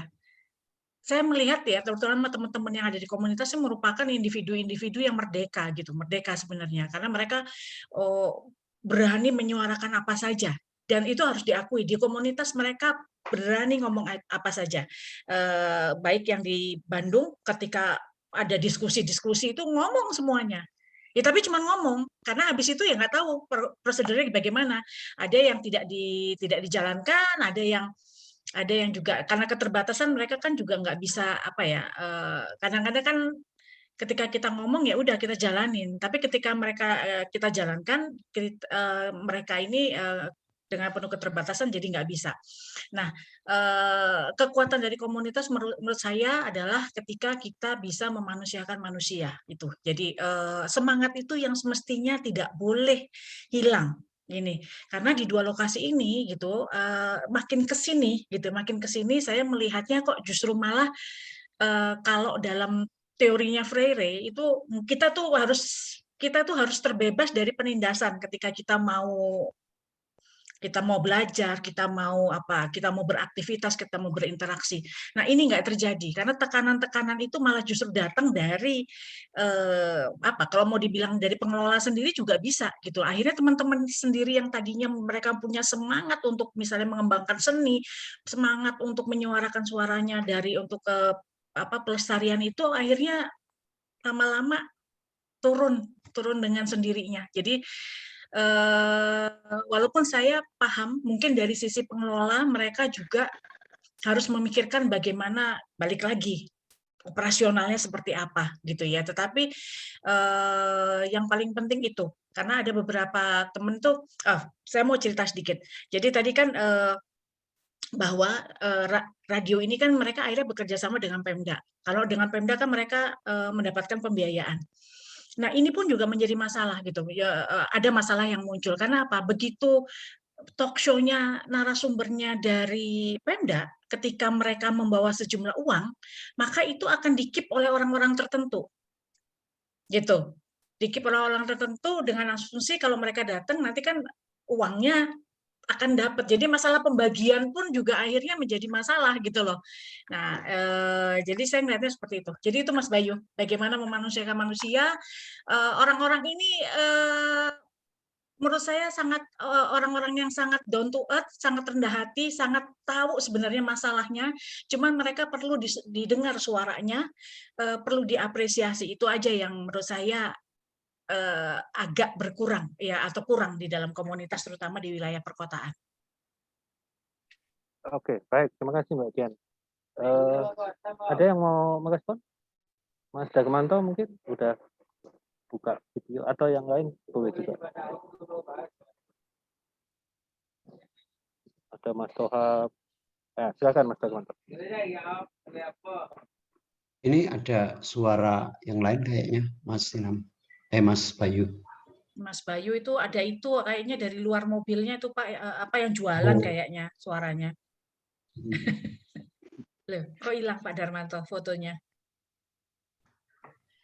Oke, kalau gitu saya coba nyambung. Jadi sekitar 2005 sampai dengan 2007 kan saya sebenarnya aktif juga berkunjung ke radio-radio komunitas, kemudian waktu itu ya terlibat dalam sejumlah pelatihan, tapi lama-lama kemudian saya juga akhirnya melihat ini kok prospeknya tidak begitu menggembirakan, karena yang kemudian saya temukan itu saya sangat teringat dengan entah siapa yang punya rumusan itu, tetapi dia bilang radio komunitas itu 90% komunitas, 10% radio. Nah, tapi yang terjadi di dalam radio komunitas itu umumnya itu 90% itu radio, kemudian 10% itu komunitas. Artinya, ya sebenarnya kan konsep dasar yang benar radio komunitas itu, radio sebagai sebuah ekspresi dari komunitas itu sendiri. Artinya radio itu mestinya berdiri setelah komunitas itu membutuhkan media. Bukan kemudian media dirancang untuk kegiatan dari para anggota komunitas. Nah, filosofi itu nggak terjadi di sebagian besar dari radio komunitas di Indonesia yang ketika saya aktif terlibat itu ternyata ini nggak di situ gitu loh. Umumnya ya dia pengen membuat radio komunitas dan sebagian ada yang berorientasi radio komunitas itu adalah batu loncatan untuk menjadi radio komersial. Karena nggak kebagian di kanal komersil juga kan, Pak Darmanto? Nah, itu persoalannya seperti itu. Jadi memang problemnya di kita seperti itu. Kemudian saya lihat di awal-awal itu teman-teman yang memang punya semangat pengembangan komunitas itu lelah dalam mengurusi kewajiban administratif untuk eksistensi dari penyiaran komunitas. Artinya benar tadi bahwa ini beban regulasi menyebabkan radio komunitas tidak berkembang. Iya, karena teman-teman yang tadinya itu semangat pemberdayaan, itu waktunya habis untuk persoalan-persoalan administratif. Karena tadi radio komunitas diperlakukan sama dengan radio komersial, yang mereka itu tidak boleh beriklan, tetapi proses perizinannya harus sama, dan kemudian perlakuannya dalam hal kewajiban itu sama, tetapi haknya sangat berbeda. Ini juga menurut saya menjadi kendala besar dari keberadaan lembaga penyiaran komunitas di Indonesia, baik TV maupun radio. Kemudian ya terus terang saja, secara kultural bangsa kita ini kan bangsa yang suka suka pamer. Jadi kalau iki kok mung ciut ya radio komunitas, televisi komunitas kok ora gayeng, ora semeriah kalau radio swasta ya yang kemudian cakupannya luas. Lah akhirnya mereka setelah teman-teman aktivis tadi begitu memperoleh pengalaman di radio komunitas, beralih menjadi penyiar-penyiar komersial, sehingga yang di penyiaran komunitas menjadi tidak terurus. Akhirnya umumnya itu yang bertahan itu tesis saya hanya dua. Satu itu mereka yang kemudian bisa istilahnya memanfaatkan radio itu untuk eksis secara ekonomi, itu baru mau bertahan di situ. Yang kedua itu orang yang memang betul-betul sudah purna urusan pribadinya lalu ingin pengabdian. Tapi yang terakhir ini sangat kecil, gitu. Yang kedua, pertama tadi juga sangat sedikit orang yang bisa eksis karena ini juga berkaitan dengan calon mertua dan sebagainya. Kamu kerja di mana? Di radio komunitas gitu. Nah, kalau di radio komunitas nanti bojomu mau kamu kasih apa? Nah, ini bagi aktivis-aktivis penyiaran komunitas itu juga secara kultural itu problem. Jadi memang menurut saya memang banyak hal yang kalau mau dilakukan semacam rekonstruksi dari penyiaran komunitas harus dikembalikan rohnya. Rohnya apa? 90% itu adalah pemberdayaan komunitas. Lalu 10% itu radio. Artinya, ayo kalau memang itu maka mesti harus dilakukan reorientasi dari penyiaran komunitas itu sendiri. Pertama-tama adalah atas komunitas. baru kedua yaitu penyiaran komunitas itu sendiri. Saya kira itu Mas Bayu selaku moderator. Waktu saya kembalikan ke Mas Ya, Bayu. terima kasih Mas Darmanto. Menarik ya, 90% harusnya komunitas. Ada yang mau nanggapin? Kalau nggak ada, saya mau nanya. Saya yang nanya. Jadi kalau pertanyaannya begini, saya kira komunitas itu kan banyak ya di Indonesia. Tapi mungkin mereka tidak memilih radio sebagai media. Maka kita kan ingin tetap eksis gitu ya, radio komunitas. Kira-kira kalau pertanyaannya ke Mbak Diana atau ke teman-teman yang lain, kalau ada RUU penyiaran yang seperti tadi disebut Pak Hasto, selain hanya mengakui eksistensi, kebijakan apa yang untuk membantu komunitas itu mudah beradio? Gitu ya.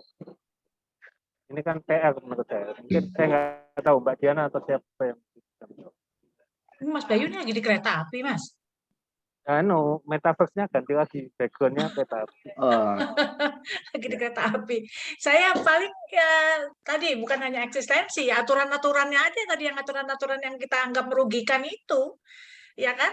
Bagaimana mereka nggak boleh beriklan, itu kan juga PR banget gitu menurut saya. Ya, bagaimana aturannya aja sama. Tadi di chat itu saya dengan Mas Inam, katanya ISR 3 juta. Ya 2,7. Itu pun mereka setengah mati ngumpulin. Waktu saya meneliti itu masih ada yang, Mbak pinjam uang dong buat bayar ISR. Waktu itu saya sempat itu ngebantu, kasihan juga gitu akhirnya. Jadi ya jadi masalah juga gitu. Mungkin gini, radio komunitas kan lahirnya kan 1900 akhir ya, 1990-an.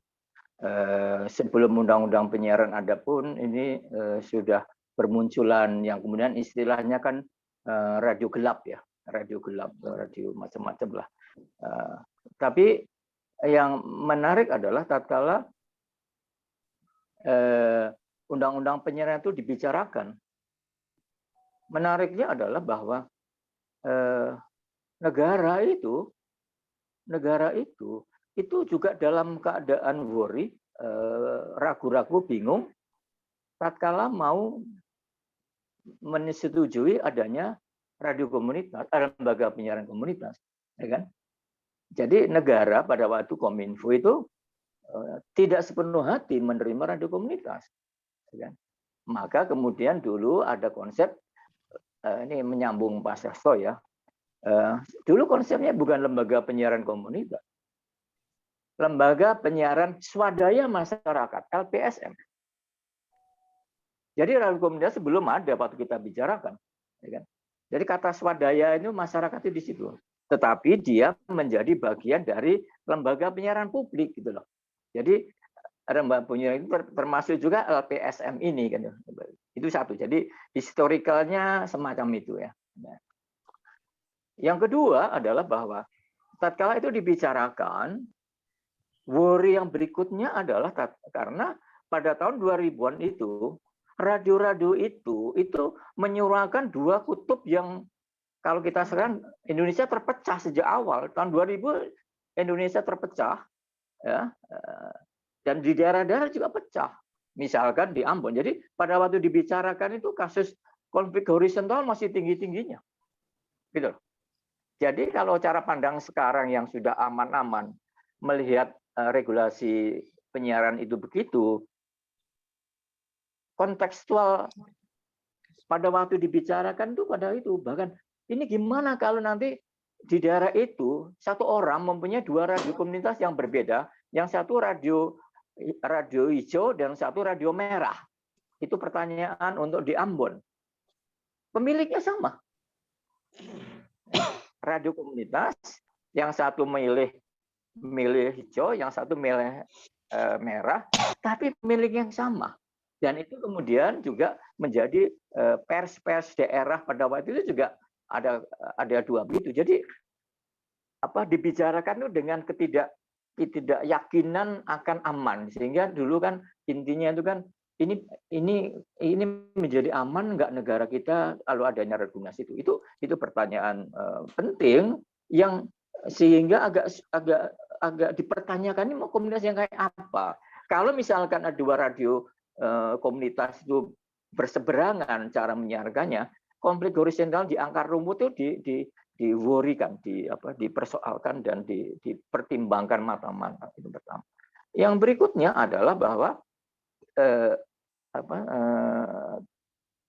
pemikiran pembagian frekuensi yang tadi cuma dapat 3 itu tinggal sisa-sisa dari pertarungan merebutkan frekuensi antara lembaga penyiaran swasta dan lembaga penyiaran publik, gitu ya. Habis itu frekuensinya, gitu loh. Sehingga dikasihkan, jadi teknologi yang tersedia itu tidak mencukupi. Padahal kalau cara berpikir di Amerika Latin itu 33,3 bagi rata, 100% dibagi sepertiga gitu loh. Itu cara pendekatan Amerika Latin. Jadi membagi jatahnya, kuotanya sama. Tapi kita kan radio komunitas lahir di belakangan setelah lahirnya radio swasta. Radio swasta kan mulainya kan 1970-an ya. Kebetulan saya dulu di radio swasta sejak 73. Saya di radio Arif Rahman Hakim. Saya program untuk pendidikan. Dan itu waktu itu gelombangnya masih sangat terbuka. RRI banyak channelnya. Yang tersisa ini restan lah gitu. Jadi sejak awalnya pun pembagian frekuensi tadi itu sudah tidak adil dari sononya, gitu loh. Nah karena itu kemudian ini yang menjadi persoalan sampai sekarang nggak selesai-selesai. Yang terakhir tentu saja public policies-nya, kebijakan publiknya, karena ini adalah non-profit, harus diperlakukan berbeda dengan yang profit-oriented.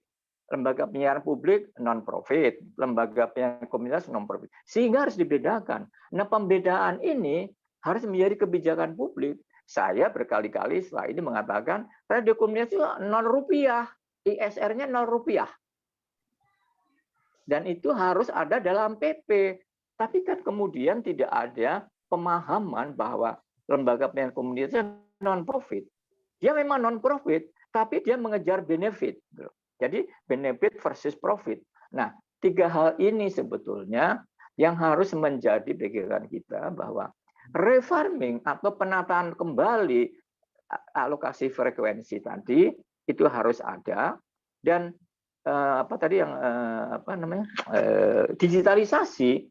Tatkala satu frekuensi bisa menjadi 20, 12, radio ini kan belum masuk ke digitalisasi. Dan gimana kita masuk digitalisasi radio yang tadi untuk solusi ketersediaan frekuensi? Ya ini yang harus diperdebatkan menjadi wacana publik sampai kepada tadi Rp0 untuk ESR gitu loh. Jadi itu kenali problem-problem yang harus diperjuangkan itu gitu di dalam undang-undang penyiaran ke depan. Jadi kita menggerutu ngomel-ngomel hanya di sini itu ya kayak permen karet aja kita kunyah-kunyah, tetapi paper jelasnya, paper positionnya itu nggak muncul gitu loh. Nah paper position penting untuk kita jadikan sebagai quote and quote sesuatu yang kita tawarkan kepada para pemangku kepentingan yang lebih besar. Barangkali itu hal yang ingin saya sampaikan. Terima kasih. Terima kasih. Nyambung ya, Mas Bayu ya. Oh ya, silakan Mas Bayu. Ya, kalau ke depan menurut saya itu nanti lembaga penyiaran publik RRI TVRI, lembaga penyiaran publik lokal dan penyiaran komunitas itu mestinya dijadikan satu klaster penyiaran publik. Entah bagaimana nanti ini pendefinisiannya, tetapi menurut saya itu sebenarnya kan satu klaster. Nah, kemudian nanti tinggal dibedakan kalau penyiaran publik lokal itu orientasinya dan kepemilikannya atau orientasinya itu pada pemenuhan kebutuhan masyarakat atau publik lokal di mana penyiaran publik lokal itu berada. Sementara untuk komunitas itu nanti mestinya basisnya bukan lagi basis teritori, tetapi basis isu, sehingga cakupannya akan menjadi luas.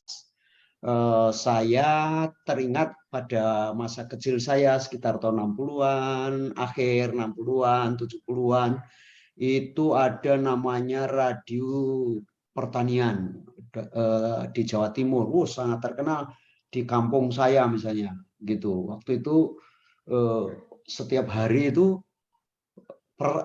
siarannya itu pertanian dan luar biasa di Jawa Timur. Usut punya usut, ternyata itu miliknya Departemen Pertanian pada waktu itu. Nah sayangnya artefak radio itu kayaknya sudah nggak ada. Tapi saya terinspirasi itu. Oh berarti sebenarnya radio komunitas itu bisa seperti radio di era Orde Baru itu. Artinya basisnya itu basis komunitas. Kalau nanti basisnya komunitas, saya kira bisa berkembang. Misalnya sama-sama aktivis kehutanan, aktivis pecinta ini perlindungan hewan, kemudian pecinta bla bla bla. Wah ini saya kira luar biasa. Tapi ini harus di backup oleh negara. Makanya itu tadi ini backupnya gimana? Backupnya ya tadi perlakuannya menjadi beda karena ini penyiaran publik berbasis komunitas, maka dia harus diperlakukan sebagai kewajiban negara untuk memenuhi kepentingan atau hak publik atas informasi itu. Sehingga mestinya harus dibebaskan dari kewajiban-kewajiban membayar PIP dan sebagainya, biaya penggunaan frekuensi itu. Saya kira ini ke depan harus seperti itu. Kemudian nanti yang RRI TVRI harus kita coba dikaji ulang apa masih relevan dengan adanya siaran sentral seperti sekarang, karena dengan adanya TVRI Klik, adanya RRI GoPlay, itu kan sebenarnya fasilitas yang memungkinkan tidak usah sistem relay pun kita bisa mengikuti acara dari pusat di daerah dan sebaliknya acara daerah ke pusat. Nah kira-kira itu. Dan saya kebetulan minggu depan ada FGD ya, yang dilakukan oleh tim DPR itu untuk menjaring masukan tentang RUU RTRI gitu. Lalu kebetulan saya dilibatkan untuk terlibat di FGD itu. Kalau teman-teman support dengan ide saya, mungkin itu akan saya kemukakan. Atau support dan tidak itu akan saya kemukakan terus saja. Ke depan harus ada perubahan kebijakan tentang penyiaran publik itu sendiri. Mungkin sudah waktunya kita akhiri wacana penyiaran LPP, RRI, LPP, LPPL, LPP enggak cukup satu ini penyiaran publik, tapi kemudian penyiaran publik itu ada 3 jenis tadi itu, yang level nasional, level daerah, kemudian level komunitas. Bahwa nanti penamaannya apa, menurut saya itu tidak prinsip, tetapi harus mengkategorisasi itu secara jelas sehingga tugas kewajiban dari masing-masing lembaga penyiaran publik itu makin spesifik, makin jelas, dan perlakuannya sama sebagai sesama penyiaran publik. Saya kira itu Mas Bayu, terima kasih. Terima kasih Mas Dagmanto. Di chat Pak Tohab Simamora menanyakan sampai kapan LPK dimasukkan dalam form perusahaan. Saya kira ini mungkin Pak Tohab mau menyampaikan, meskipun sebenarnya dijawab dengan Mas Dagmanto tadi bahwa LPK masukkan dalam penyiaran publik. Silakan Pak Tohab, mungkin ada yang mau disampaikan. Ya, selamat siang, selamat sore. Ya, selamat sore. Saya sampai hari ini memang belum mau menerima proses perizinan di Kementerian Kominfo karena di formulir itu masih mencantumkan LPK itu sebagai perusahaan. Itu menjadi alasan kita tidak mau menjadikan LPK itu jadi sebuah perusahaan. Saya kira hanya itu aja. Terima kasih. Oke, baik Pak Tohab dari radio komunitas atau dari mana? Oh, gubernurnya JLK Sumut, Mas. Oh, JLK Sumut. Oke, baik. Baik, Pak. Salam kenal. Terima kasih. Ya, Mas Bayu. Ya. Karena Undang-Undang Penyiaran 32 itu kan sudah digantikan oleh Undang-Undang Cipta Kerja. Nah, Undang-Undang Cipta Kerja itu kan jelas orientasinya bisnis. Orientasinya yang namanya lembaga penyiaran itu sebagai badan usaha. Nah, kalau kita sekarang tunduk pada Undang-Undang Cipta Kerja, ya otomatis orientasinya ke bisnis. Nah, kalau kita nggak mau ke situ, ya harus ada perlawanan dari penyiaran komunitas untuk tidak mau dimasukkan di dalam Undang-Undang Cipta Kerja. Tapi namanya Undang-Undang Cipta Kerja itu adalah di penyiaran itu sebagai badan usaha, ya memang begitu. Nah, mau nggak kalau mari kita upayakan bagaimana supaya penyiaran komunitas itu keluar dari aturan itu. Kalau selama aturannya masih tunduk pada Undang-Undang Cipta Kerja, kemudian PP Poltesiar, lalu Permen Kominfo sebagai turunannya, ya pasti kita akan diperlakukan seperti itu, Bang Toha. Itu Mas Bayu. Baik, baik. Terima kasih Mas Tekman. Yang lain mungkin yang belum 1 menit Mas Bayu, 1 menit. 1 menit. Boleh, monggo. Mas Bayu, terima kasih. Menyambung Mas Darmanto. Sejak dulu saya mengatakan LPP RTVR itu meskipun bagian dari entitas penyiaran tapi bukan profit. Berarti mereka tidak harus dimasukkan di dalam entitas industri penyiaran ansih yang memang mencari keuntungan. Artinya apa? Yang disampaikan Mas Darmanto tadi, mumpung lagi menggodok undang-undang RTRI, ya sebaiknya yang namanya LPP, LPPL, dan lembaga penyiaran komunitas tadi setuju Mas dalam satu klaster, dan itu dinyatakan non-profit. Non-profitnya digarisbawahi.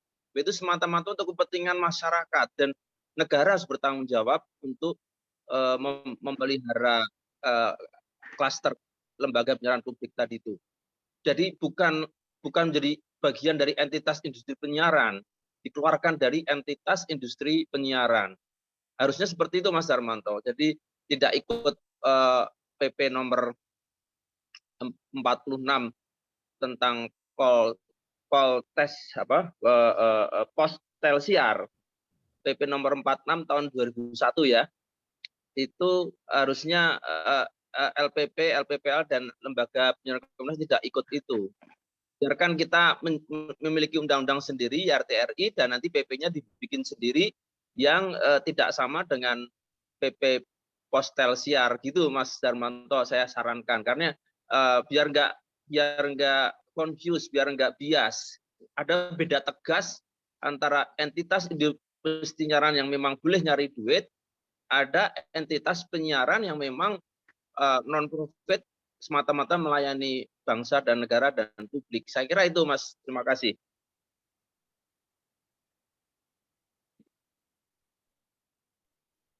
Terima kasih Pak Stop. Saya beri kesempatan 1-2 yang belum pernah bicara kalau ada beberapa nama. Nanya yang mendasar juga nggak boleh. Apa itu radio komunitas? Tidak boleh. Ya, tapi sambil menunggu ya, kalau ada yang bertanya. Saya kira di awal tadi Mbak Diana menjelaskan mengangkat dari radio komunitas di Pesanggerahan dan Ujung Berung, bagaimana kohesivitas dan tantangan ya. Tantangannya ternyata banyak juga yang mereka hadapi. Lalu kita sampai bicara ke undang-undang penyiaran, bagaimana revisi, ada beberapa masukan soal radio komunitas, apakah dimasukkan dalam klaster penyiaran publik dan sebagainya ya. Ini nanti kita bisa diskusikan lebih jauh. Ada yang mau bertanya atau menjawab?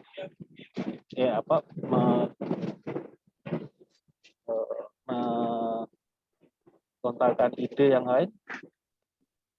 Kalau ya siapa tadi? Kalau tidak ada, saya karena ini sudah hampir jam 5, saya beri waktu untuk Mbak Diana untuk mungkin ada beberapa kesimpulan atau rencana berikut. Ya, oke Mas. Dari apa yang saya sudah lakukan, saya teliti ya, sebenarnya lebih kayak gitu. Memang masih banyak PR kalau kita pengen mau mengembangkan radio komunitas. Tetapi saya tetap percaya bahwa eksistensi radio komunitas itu tetap akan ada. Cuman memang kita harus memulai lagi dari bawah, karena ini kan juga terkait dengan perubahan-perubahan yang terjadi di masyarakat, apalagi masyarakat kota.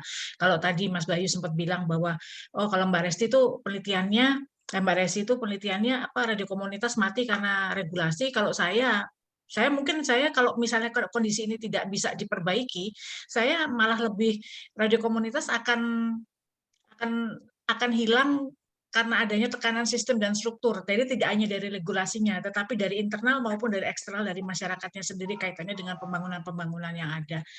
Tapi kembali lagi seperti yang tadi saya sudah sampaikan, bahwa semangat teman-teman yang ada di radio komunitas ini harus diakui sangat militan gitu. Kalau memang kalau ini pinter pengelolanya mengelola ini, menurut saya ini akan jadi potensi yang sangat luar biasa. Itu aja, terima kasih. Mungkin terminologi ini perlu dipertimbangkan untuk senantiasa dipakai, bahwa sistem itu bisa melahirkan sistem yang baru, tapi sistem itu bisa usang. Di dalam hukum media, tetradik hukum media itu disebutkan, kalau ada sesuatu yang baru, maka dia mengusangkan yang lama. Jadi sesuatu yang lama itu belum tentu mati, tapi namanya usang. Usang itu ono tapi nggak dipakai, itu usang, ya kan, nggak dipakai. Nah ini juga harus menjadi concern kita, bahwa tatkala ada sesuatu yang baru akan mengusangkan sesuatu yang lama ini tadi, tetapi juga akan menciptakan peluang baru yang harus diantisipasi dalam perubahan-perubahan kehidupan masyarakat dan teknologi. Jadi radio tetap ada karena teknologi itu menyiapkannya yang baru. Jadi konteksnya adalah radio komunitas tetap ada karena teknologi menyediakannya, gitu loh. Ya, makasih. Terima kasih Pak Paulus. Baik, Diana tadi putus ya. Baik, cukup ya. Saya kira walaupun mungkin kita awalnya dari yang tingkat mikro, dari risetnya Mbak Diana, lalu kemudian sampai ke makro, tetapi ada beberapa ide dan beberapa PR yang kita diskusikan juga.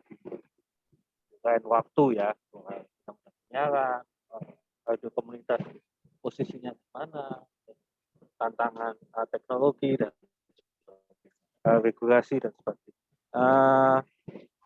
Saya kira saya mau menutup diskusi sore hari ini. Ini diskusi sampai ketemu di diskusi berikutnya di bulan Juli, nanti akan ada diskusi lanjutan. Dan saya kira kita sepakat bahwa radio komunitas ini akan tetap eksis, gitu ya. Merespon cerita Mas Darmanto tadi, saya beruntung, saya kalau ngaku radio komunitas tetap diterima sama mertua saya, dia yang bikin regulasi kok. Jadi itu akibatnya saya diterima. Terima kasih, selamat sore teman-teman semua. Terima kasih Mbak Nana. Terima kasih semuanya. Mas Sinam, terima kasih Mas Darmanto, Pak Paulus, Pak Hasto, dan lain-lain. Foto dulu. Foto masih buka dulu, ayo. Foto ya, boleh. Ya, oke. Saya minta dibantu. Ini Arfianti siapa ya? Arfianti siapa namanya? Arwanti. Enggak. Bang Tuhan buka, Bang. Ayo, Bang. Buka lah, Bang. Mas dan yang foto ya. Bapak. Oh, ini Lintang. Ini pengamat dan pengawal. Waskat, Pengawal Pak, Pak ini. waskat. Kang Sob, Pengawasan melekat. di Banten. Paskat ini Pak. Kang Sobari. Oke, siap. Sudah. Oke, terima kasih ya. Oke, Terima siap. kasih, Terima Mas kasih. Saya Lip ya. Oke, terima kasih. Ya, terima kasih Terima Mbak kasih. Lita. Yuk. Oh, ini ada Farida ya. Saya baru tahu ada Farida. Sehat-sehat, Bapak Iya, Ibu, Pak Mas Pak Bima. Paulus. Yuk. Ya, Farida. Iya, Pak Darmanto. Wah, Farida Iya. baru Punya kelihatan. Aduh, Orang itu sehat. Trenggalek ini lanjutan dari Wonocolo bukan? Bukan lanjutan, tapi ya ya apa ya, dulu memang ada program-program bareng gitu loh. Jadi kelompok-kelompok Oh. tani yang di sana ini ada program bersama gitu. Iya. Tapi sama-sama anggota JRKI Jatim. Cuma kalau mitra tani memang benar-benar radio komunitas, memang dikelola komunitas. Tapi kalau RPW kan memang ada duit negara lah di situ milik Dinas Pertanian ya. Jadi Gitu. sampai sekarang masih itu. Masih, tapi ini pengelolanya udah ganti orang kan karena yang lama pensiun itu ya sudah mulai sudah mulai gak bersiaran kayak katanya sih mulai ini. Padahal masih banyak beberapa waktu lalu itu tahun kemarin itu masih banyak mahasiswa yang suka magang di situ, masih bersiaran latihan siaran di situ gitu. Atau sekarang sih katanya sih karena udah ganti orang yang pegang itu agak ini mulai menurun intensitas siaran. Kalau mitra tani masih. Betul. Kalau mitra tani Oh, FM itu masih. zaman kecil saya itu di kampung saya di Gunung Kidul itu pagi itu pasti Wonocolo Ya. itu. Ini kemarin sempat pakai streaming juga mereka. Jadi yang dengerin bisa dari Belanda, dari itu ada banyak yang request lagu Gendeng Jawa. Gitu-gitu. Ya, itu Wayangannya tadi. masih. Oh. Jadi streaming itu Udah menjadi maghrib. Iya gimana Pak Paulus? enggak, streaming itu sebagai jawaban teknologi, tapi yang utama kontennya. Ya, kontennya tetap konten-konten lokal. Kalau di RPW itu memang masih banyak konten ini ya isu pertanian, kemudian budaya Jawa, kesenian, ruatan kayak gitu. Ruatan tiap tahun komunitasnya masih bikin acara ruatan bareng gitu-gitu masih. Wayangan gitu. Iya, Pak Paulus sehat gimana nih, Pak jenengan? Jakarta. Jakarta. Saya kemarin habis dari Jakarta tapi langsung balik. Enggak ketemu Farida sudah puluhan tahun kayaknya. Iya, iya. Oke, makasih ya. Ya, Pak Paulus ya. Saya Lip ya. Sehat semua ya. Mas Darmanto sehat, Mas. Makasih Mas Bayu. Ya, saya tutup dulu ya. Ya.